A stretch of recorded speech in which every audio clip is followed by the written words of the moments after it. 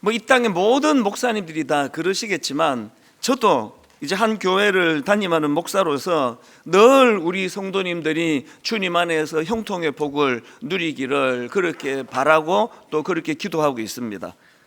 그런데 요즘에는 제가 우리 성도님들이 형통한 삶을 또 복된 삶을 누릴 수 있게 해달라고 기도할 때 곁들여서 이 창세기 49장 22절 방금 읽었던 이 본문 말씀을 이것을 가지고 기도할 때가 많습니다.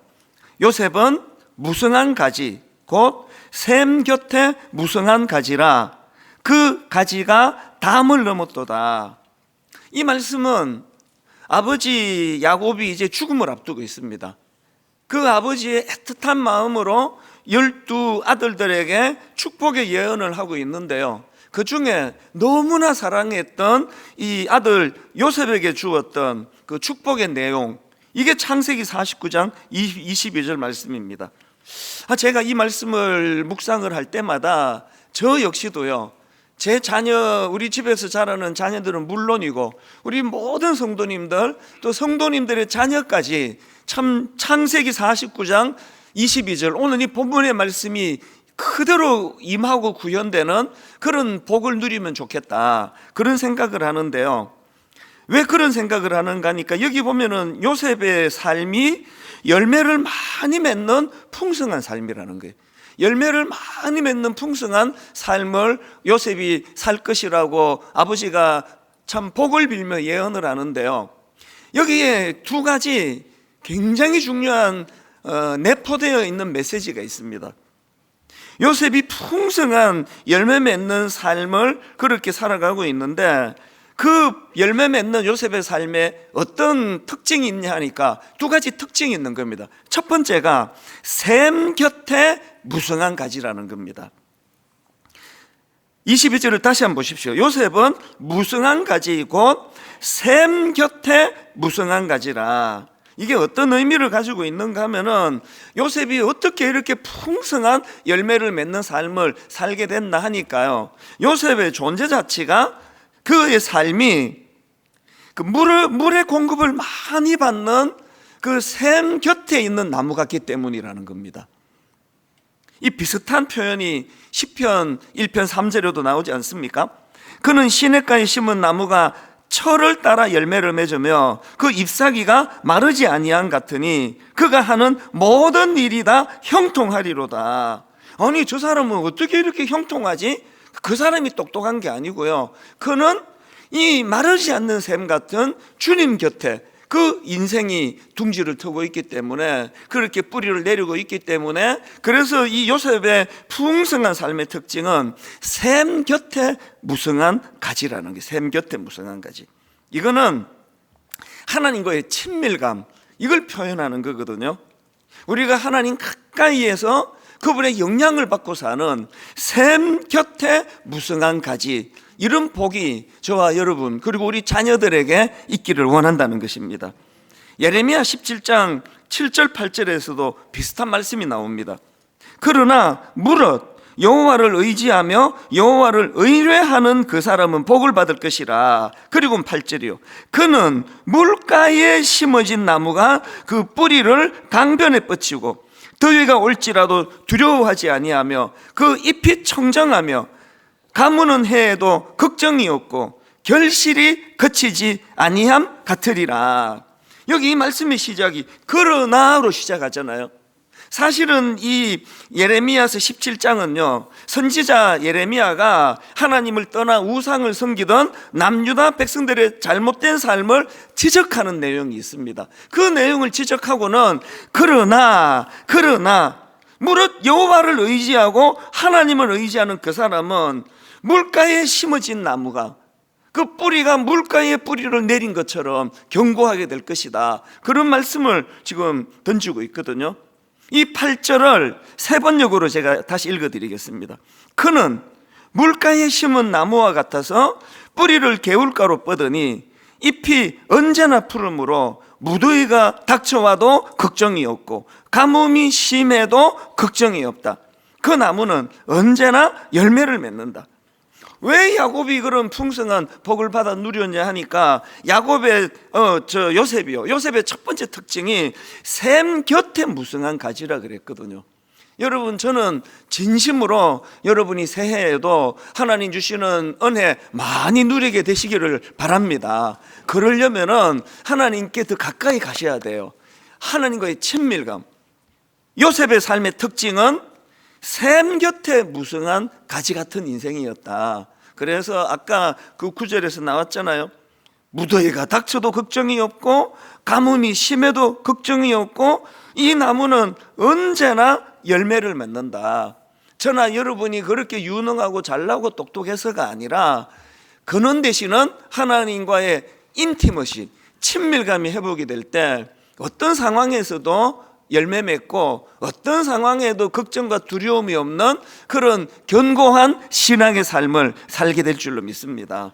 이게 첫 번째 이 요셉의 특징이에요. 샘 곁에 무성한 가지라. 그래서 굉장히 안정적이고 굉장히 든든한 그런 삶을 그가 누렸는데요.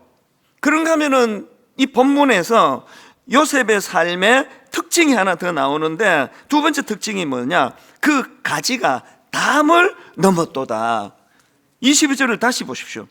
요셉은 무성한 가지, 곧 샘 곁에 무성한 가지라 그 가지가 담을 넘었도다. 이게 저는 진짜 여러분에게 빌어드리고 싶은 복이에요. 저는 여러분의 삶이 참 하나님과 가까이 친밀하게 생활하는 삶이라서 먼저 여러분의 삶이, 여러분 가정의, 여러분의 자녀의 삶이 풍성해질 뿐만 아니라 그 흘려보내주시는 복을 가두어 두는 게 아니라 어떻게 한다고요? 그 가지가 담을 넘었도다예요. 여러분이 요셉을 잘 아시잖아요.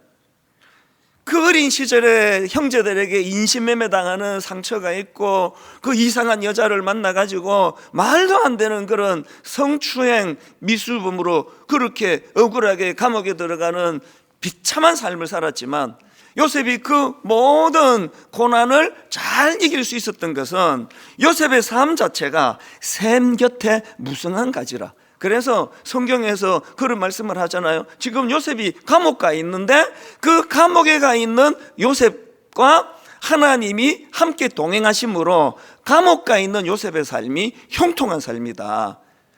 감옥에서 그런 말을 요셉에게 하나님이 하셨다면 동의가 안 됐을 거예요. 아니 무슨 성추행범으로 감옥 가는 이런 복이 어디 있습니까? 이게 무슨 형통입니까? 그런데요, 여러분, 그 악한 여자가 요셉을 그 어처구니 없는 누명을 씌워서 감옥에 보냈기 때문에 그 감옥에서 절대로 요셉이 만날 수 없는 정부 고위 관리를 거기서 만나는 거예요. 그리고 그것이 발판이 돼가지고 총리 대신의 자리로 올라가는, 이게 징검다리가 됐다는 거예요. 하나님 없이 살아가는 인생은, 감옥은 그냥 감옥이에요. 하나님 없이 살아가는 인생은, 고난은 그냥 고난으로 끝나요. 그런데 이 요셉이 누렸던 샘 곁에 무성한 가지의 삶을 살면요, 여러분이 겪는 아픔, 여러분이 당하는 억울한 누명, 여러분이 겪고 있는 상한 마음들이 오히려 하나님의 형통의 재료가 되는 줄로 믿으시기를 바랍니다. 그리고는 요셉이 그 모든 난관을 다 이겨내가지고는 온 세상이 기근으로 신음하고 있을 때에 요셉이 받았던 놀라운 그 축복이 그 가지가 담을 넘었도다. 그래서 요셉 한 사람으로 인해서 수많은 사람들이 그 혜택을 받아 누리는 그 내용들을 여러분이 다 성경에 보고 듣고 하지 않습니까? 그래서 저는 이 두 가지 균형을 이제 오늘 계속 여러분들한테 강조하기를 원하는데요, 요셉이요, 풍성한 열매를 맺는 삶이었는데 먼저는 요셉의 삶이 갈수록 풍성한 삶이에요. 갈수록 풍성한 삶. 아니 요셉처럼 뭐 10대 때 좀 고생하고 저처럼 20대 때 좀 고생하고 그래도 아니 40대가 되고 50대가 되고 60대가 되고 점점 갈수록 풍성해지는 게 그게 더 좋은 거 아닙니까? 막 엄청 젊은 시절에 막 부유하고 좋은 가정에서 잘 자랐다 하더라도 갈수록 어려워지는 건 아무도 원하지 않으실 겁니다. 요셉은 너무나 그 물된 동산 같은 주님 가까이 그분과 동행했기 때문에 요셉의 삶 자체가 풍성한 삶을 누렸고요. 그리고 또 그것으로 끝나는 게 아니라 그가 누리는 그 풍성함을 흘려보내는 삶을 살았다. 그래서 저는 그 가지가 담을 넘었도다. 그 가지가 담을 넘었도다. 저와 여러분의 인생이, 그리고 분당 우리 교회가 그런 교회 되기를 바랍니다. 지난 22년 동안 상상하기 어려운 하나님의 은혜를 부족한 저와 우리 성도님들에게 이 교회를 통해 넘치도록 흘려 부어주셨다면 우리는 그것을 마음껏 우리가 누릴 뿐만 아니라 우리도 요셉처럼 그 가지가 담을 넘었도다 계속 흘려보내는 이런 일들이 우리 교회 안에서도 일어나야 된다는 것입니다. 그래서 갈수록 풍성한 삶, 그리고 넘쳐 흘려보내는 삶, 이게 제가 오늘 설교 제목으로도 이것을 제가 반영을 했는데요. 그래서 여러분, 우리가 이제 새해를 맞이하면서 이제 두 가지를 우리가 기대해야 돼요. 첫 번째 기대는 이제 이 풍성한 삶입니다. 여러분, 에베소서 3장 20절 21절을 보십시오. 우리 가운데 역사하시는 능력대로 우리가 구하거나 생각하는 모든 것에 더 넘치도록 능히 하실 이에게. 이런 것 좀 경험하십니까? 우리 하나님께 100을 구하면 하나님은 10밖에 안 주셔. 신앙생활 이러면 무슨 재밌냐고요. 저의 신앙이 너무 즐거울 수 있는 것은 이 에베소 3장 20절이 그대로 구현되거든요. 우리 가운데 역사하시는 능력대로 우리가 구하거나 생각하는 모든 것에 더 넘치도록 능히 하실 이에게 교회 안에서와 그리스도 예수 안에서 영광이 대대로 영원 무궁하기를 원하노라. 아멘. 제가요 요즘 너무 기뻐요. 두 단계로 생각하거든요. 개척을 하고 1만 수도 파수 운동이 있기까지 넘치도록 제 생각보다, 제가 기대했던 것보다 말로 다 할 수 없이 부어주셨거든요. 갑자기 옥하는 목사님이 어른 목회도 안 한 저 40살 때 얼굴은 35. 너무 제가 동안이고. 왜 웃으시는데요? 그때는 그랬습니다. 엄청 동안인데다가 또 중고등부만 상대해가지고 철도 없고, 그 40살에 이제 교회를 개척을 시작을 하니까 막 너무 두려운 거예요. 목사님이 10월 말에 이제 내년에 개척해라 그러고 잊혀지지 않는 순간이 있는데요. 그때 이제 사랑의 교회에서 12월 20일 즈음으로 수요 예배 때 성탄절 칸타타 공연을 했어요. 이제 개척을 하려고 생각하니까 이제 저하고 함께 하기로 한 20-30명 되는 그 성도님들을 제가 마음에 담고 있다 보니까요, 성가대원들이 이제 단에 섰는데 막 거득하게 썼더라고. 숫자를 셌어요. 또 세 보니까 딱 120명이었어요. 그래서 제가 옆에 있는 그 선배 목사님한테 이렇게 귓속말로, 개척하고 성도님 저 정도만 모여도 소원이 없겠습니다. 그랬더니 그 선배 목사님이 제가 좀 안 됐는지 손을 꽉 잡으면서 할 수 있어, 그렇게 제게 복을 빌어줬거든요. 개척을 시작하고 이게 웬 은혜예요. 저는 도대체 제 그릇으로 120명 출석만 되면 하나님 저는 더 이상 원하는 게 없습니다라고 그렇게 기도를 했는데 상상하기 어려운 은혜를 부어주신 거예요. 그래서 저는 에베소 3장 20절이요, 우리 가운데 역사하시는 능력대로 우리가 구하거나 생각하는 모든 것에 어떻게 해요? 더 넘치도록 능히 하실 그분을 제가 목회 가운데 날마다 경험하는 거거든요. 이 숫자적인 문제만이 아니에요. 제가 또 좀 의리부리하고 이러다 보니까 개척을 시작했는데요, 도대체 어른 목회를 해본 적이 없이 교회를 개척을 하고 목사님께 어디다 하면 좋겠습니까? 그 분당 같은 신도시가 좋겠지? 그래서 분당에다 했더니 나는 분당에 아줌마들이 이렇게 까다로울 줄 알았으면 나 일산에 했지 여기 안 했습니다. 매 예배만 끝나면 저 이찬수 목사는 말씀이 깊이가 없다는 겁니다. 중등부만 해가지고 내가 이게 이해가 안 되는 거예요. 내가 중등부 할 때 맨날 우리 애들이 불평하는 게 그거였거든요. 목사님은 말씀이 너무 깊어서 졸려 죽겠다고 맨날 졸리다 그러는데, 아니 말씀이 깊이가 없다 그러니까 이건 뭐 어떻게 해야 되는 거냐고요. 일주일이 얼마나 빨리 가는지 금요일 되면은 막 우리 또 여지사님 얼굴이 아른아른거리고 또 깊이 없다는 사람들이 막 머릿속에 떠오르는데 토요일 되면은 막 가슴이 두근거리고 잠이 안 오고 그랬거든요. 그렇게 어리버리하게 시작을 했는데 하나님께서는 제가 어리버리하니까 너무나 유능하고 신실한 성도들을 보내주시고 장로님들을 세워주시고 우리 젊은 교역자들이 하나같이 너무 제가 감사해요. 제가 항상 하나님께 기도했거든요. 이것들이 전부 에베소 3장 20절에 우리 가운데 역사하시는 능력대로 우리가 구하거나 생각하는 모든 것에 더 넘치도록 능히 하실 이에게, 여러분 이 교회에서 하나님 이 찬수 목사를 통해서 보여준 것, 이 좁은 제 생각을 뛰어넘는 하나님의 풍성함, 이 좁은 제 시야를 뛰어넘어 일하시는 하나님의 풍성함으로 22년 은혜를 주셨다고 한다면 이제는 여러분 가정에도 그 은혜가 흘러갈 줄로 믿습니다. 여러분 자녀들에게도, 여러분의 삶에도 이 풍성한 은혜가 우리에게 임해야 되고요. 그런가 하면 두 번째로 우리가 구해야 되는 게 뭐죠? 그 풍성한 은혜를 가두어 두지 않고 흘려보내야 돼요. 그 가지가 담을 넘었도다. 여러분 사도행전 20장 35절이요.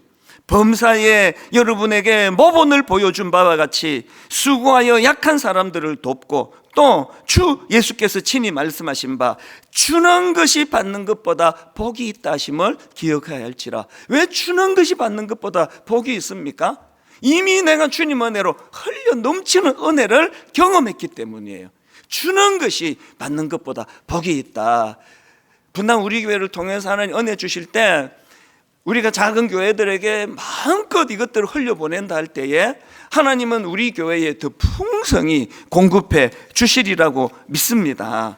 그래서 저는 이 요셉이 누렸던 이 두 가지요, 갈수록 풍성한 삶, 그리고 그 넘쳐 흘려보내는 삶, 이거를 우리 삶에 구현하기를 원하는데, 그러다 보니까 지난주에 제가 누가복음 4장 18절 19절 말씀이 계속 되뇌어지는 겁니다. 자, 우리 이거 같이 한번 읽어보실까요? 누가복음 4장 18절 19절 같이 읽습니다. 주의 성령이 내게 임하셨으니 이는 가난한 자에게 복음을 전하게 하시려고 내게 기름을 부으시고 나를 보내사 포로된 자에게 자유를, 눈먼 자에게 다시 보게 함을 전파하며 눌린 자를 자유롭게 하며 주의 은혜의 해를 전파하게 하려 하심이라 하였더라. 제가 이 말씀을 묵상하면서요, 먼저 하나님, 이건 사실 우리 주님이 이 땅에 오셔서 하실 사명, 예수님의 사명 선언문이라 할 수 있습니다. 그래서 제가 기도했죠. 하나님, 이것이 먼저 저와 우리 성도님들에게 충만하게 이것이 임하기를 원합니다. 그리고 그 회복과 치유가 일어날 때 우리도 누군가에게 이것을 흘려보내는 그런 선순환이 우리 교회와 성도님들을 통해 일어나기를 원합니다. 그래서 제가 이걸 간단하게 한번 설명을 드려볼게요. 자, 누가복음 4장 18절 제일 먼저 나오는 게 뭡니까? 주의 성령이 내게 임하셨으니, 첫째, 이는 가난한 자에게 복음을 전하게 하시려고 내게 기름을 부으시고. 여러분, 오늘 우리 시대야말로 영적으로 정신적으로 이 결핍을 느끼는 사람들이 얼마나 많습니까? 60년대보다 보릿고개가 있던 그 시대보다 먹을 것은 풍성해졌는지 몰라도 우리는 영적으로 정신적으로 너무나 가난해요. 너무나 결핍이 많아요. 그래서 우리는 하나님 앞에 늘 은혜를 구해야 됩니다. 이 세상 사람들이 하나님 성공과 부를 쫓아 저렇게 밤낮으로 뛰어다니지만 오늘 이 시대는 영혼이 가난한 시대입니다. 이 시대는 정신이 메마른 시대입니다. 매 예배를 드릴 때마다 하나님 영적인 공허함으로 신음하는 우리 삶 속에 개입해 주셔서 물된 동산 같은 은혜가 예수 믿는 여러분에게, 저에게 먼저 일어나고, 그리고 이것을 흘려보내기를 원해요. 그 다음 나오는 게 뭡니까? 나를 보내사 포로된 자에게 자유를. 18절을 다시 보십시오. 주의 성령이 내게 임하셨으니 이는 가난한 자에게 복음을 전하게 하시려고 내게 기름을 부으시고, 그 다음에 나를 보내사 포로된 자에게 자유를. 오늘 우리 시대는 억압과 중독의 시대 아닙니까? 오늘 우리 시대는 보이지 않는 쇠사슬에 묶여 사는 시대예요. 어디에 묶여 있습니까? 스마트폰에게 우리가 묶여 살아요. 밤낮으로 스마트폰에 중독이 돼 있고, 그런가 하면은 알코올 중독, 약물 중독, 이제는 마약 청정국이라고 하던 우리 대한민국에서 이제는 이 마약으로부터 자유할 수 없는 그런 묶여있는 시대예요. 오늘 우리 시대에 하나님 매 예배를 드릴 때마다 저희에게 아버지 포로된 자에게 자유를, 포로된 자에게 자유를 주시기 위해서 주님이 오셨다는 이 말씀이 예배 가운데 내게 능력이 되기를 원합니다. 그래서 저는 여러분 로마서 8장 1절 2절이요, 우리가 한번 소리내서 선포하기 원합니다. 같이 읽습니다. 그러므로 이제 그리스도 예수 안에 있는 자에게는 결코 정죄함이 없나니 이는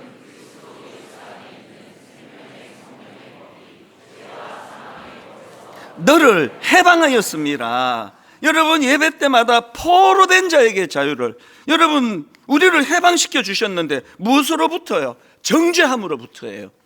묶여있는 우리들에 대하여 포로된 자에게 자유를 주시는 그 은혜. 여러분 지금 무엇에 매여 사세요? 물질적인 문제, 실직하고 경제적인 문제, 건강을 다치고 건강 치료에 대한 문제, 가정의 문제, 여러분 무엇에 매여 신음하고 있는지 모르지만 오늘 예배 가운데 성령님이 예수 그리스도 앞으로 우리를 인도해 주심으로 여러분 앞에 있는 이 말씀, 나를 보내사 포로된 자에게 자유를, 이 말씀이 여러분 삶에 이루어지는 예배가 되기를 바랍니다. 그런가 하면 세 번째 나오는 게 눈먼 자에게 다시 보게 함을 전파함이에요. 18절입니다. 주의 성령이 내게 임하셨으니 이는 가난한 자에게 복음을 전하게 하시려고 내게 기름을 부으시고 나를 보내사 포로된 자에게 자유를, 그 다음에 눈먼 자에게 다시 보게 함을 전파하며.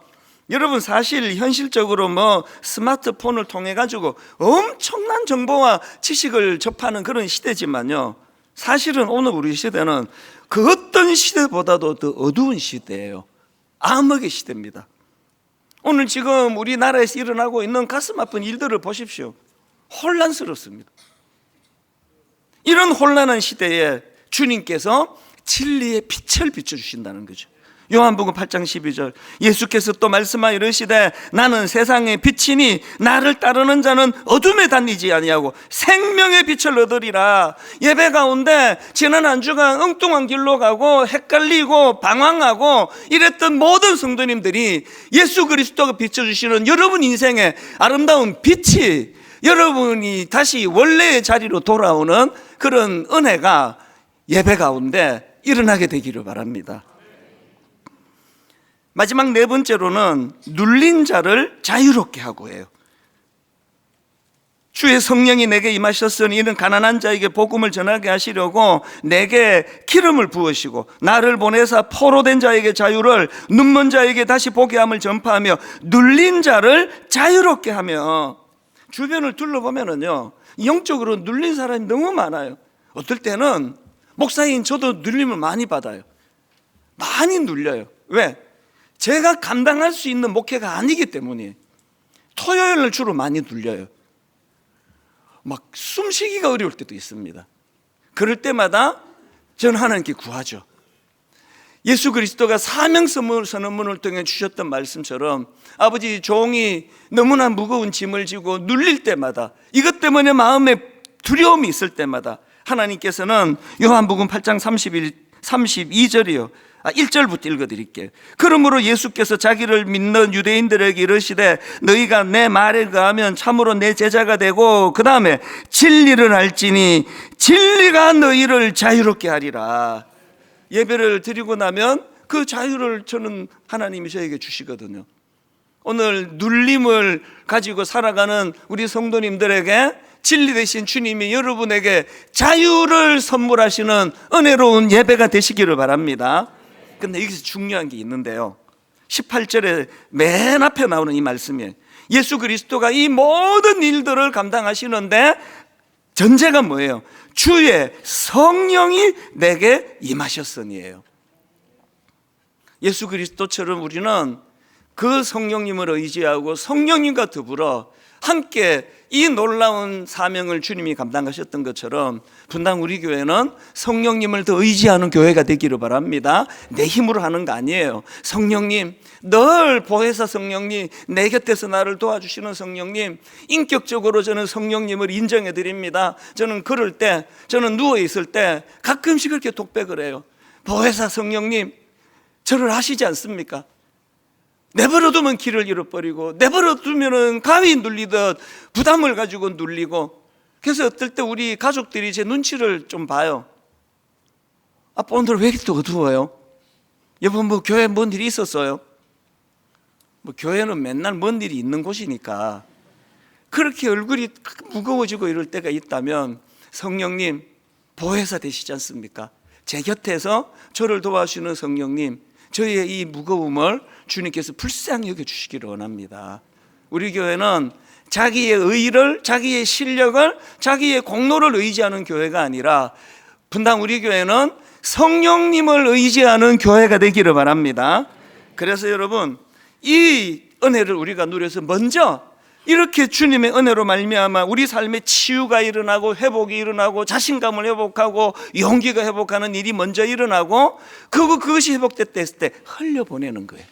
이제 저는 오늘 이렇게 결론을 맺기 원하는데요, 우리 교회적으로, 여러분 가정적으로, 여러분 개인적으로 예전에 없던 하나님의 풍성한 은혜를, 물된 동산 같은 은혜를 누리는 한 해가 되시기를 바랍니다. 그런가 하면 두 번째로 그것을 요셉이 그랬던 것처럼 그 가지를 담 너머로 뻗어 보내줘서 이제 일만수도 파수 운동이 내년에는 전라도 지역에서 시작이 되는데요, 뭐 너무 가슴이 벅찹니다. 이제 강원도 지역에, 충청도 지역에, 제주도 지역에, 또 이 수도권으로 다시 하나님 이제 미자리 교회를 포함한 작은 교회들이 우리들의 이 작은 섬김을 통해서 막 어떤 목사님이 막 울어요. 그리고 목사님 물질적인 후원도 고맙지만 목회를 좀 가르쳐 주세요. 그래서 또 가서 또 그들과 대화하고 또 조금 아는 지식이지만 그것들을 같이 나눌 때 또 힘이 생기고 용기가 생기는 이런 선순환이 교회적으로도 일어나고 또 가정적으로도 개인적으로 여러분의 존재가 너무나 은혜를 많이 누리는 그 은혜를 받는 여러분의 삶이 여러분 주변 사람들에게 선물 같은 존재가, 그게 바로 여러분의 풍성한 삶이 될 줄로 믿습니다.